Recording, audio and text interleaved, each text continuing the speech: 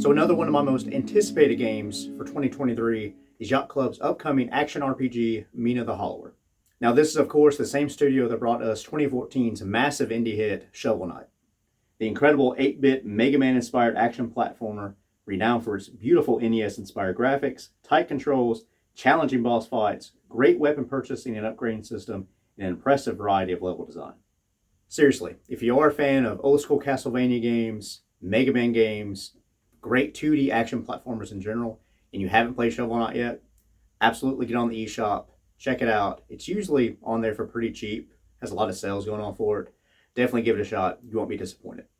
And similar to what Sabotage Studios has recently done with their bold leap from The Messenger to Sea of Stars, Yacht Club is kind of doing the same thing with their leap from Shovel Knight, a 2D platformer, to Mina the Hollower, which is a very old school Zelda over-the-top view action RPG.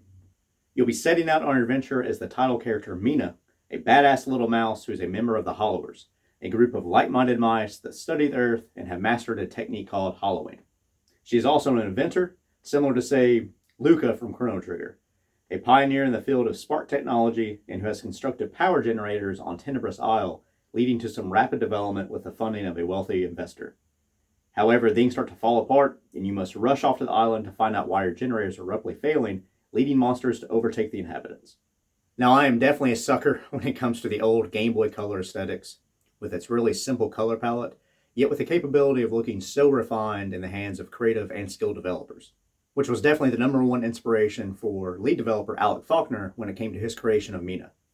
Working on this game in his spare time, taking ideas from some of his favorite Game Boy classics, such as Zelda Link's Awakening, and later titles such as Castlevania, and even taking some gothic aesthetics and mechanics from another one of my all-time favorite games, PlayStation 4's Bloodborne.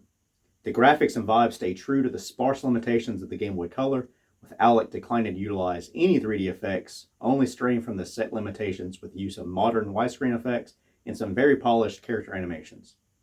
And even though the graphics do seem limited in comparison to any console, say, post-1998, the team has been very creative in using some of those animations when it comes to the movement of Mina, the enemies, and while engaging in combat, all while promising and demonstrating some very tight controls.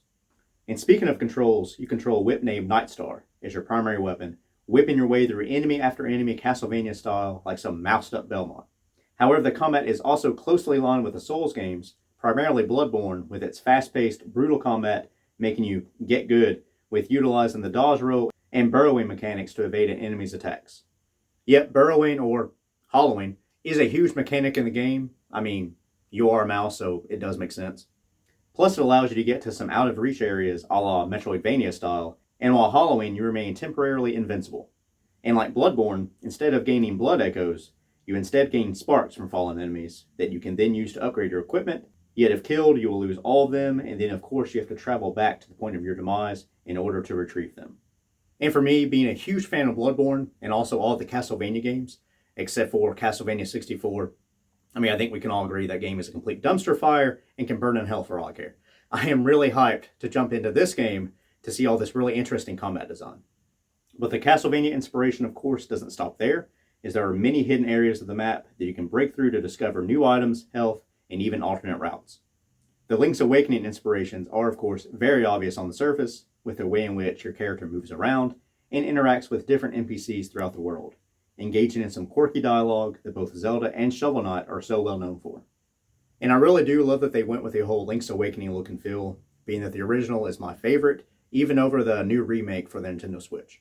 The soundtrack also looks to be amazing, honoring the classic 8-bit chiptune style, creating an epic atmosphere that sets the stage for the gothic Victorian style setting, in a way that truly immerses you in the action and world. The music is composed by the Shovel Knight composer Jake Kaufman. Along with composing the Shovel Knight and Shovel Knight Dig OSTs, he has also worked on Teenage Mutant Ninja Turtles Danger of the Ooze and Contra 4, along with many other projects.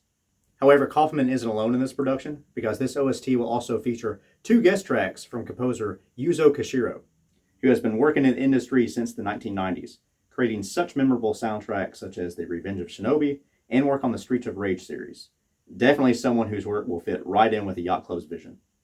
All in all, Mina the Hollower looks to be a fantastic, fast-paced love letter to the games of the past and present, all while breathing new life into the medium, from the amazing team over at Yacht Club Games.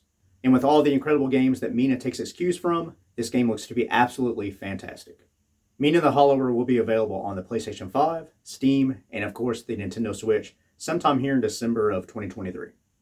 And if you are interested in hollowing your way even deeper into the development of Mina, you should definitely check out the documentary that Game Informer recently did, where they visited Yacht Club Games and sat down to talk with creator Alec Faulkner and some of the other team members over at the studio. It's a really interesting and well done documentary. It's pretty short, I think around like 30 minutes, but it takes an in-depth look at the game itself, and it's really interesting on the developmental side. I'll link the documentary in the description below. But what do you guys think? Has this been a game that's been on your radar, or are you just now hearing about this for the first time? Let me know in the comments below, and go ahead and click that like and subscribe button. It would definitely help the channel a lot. But most importantly, guys, thank you so much for watching. Have yourself a great day, and I'll see you on the next video.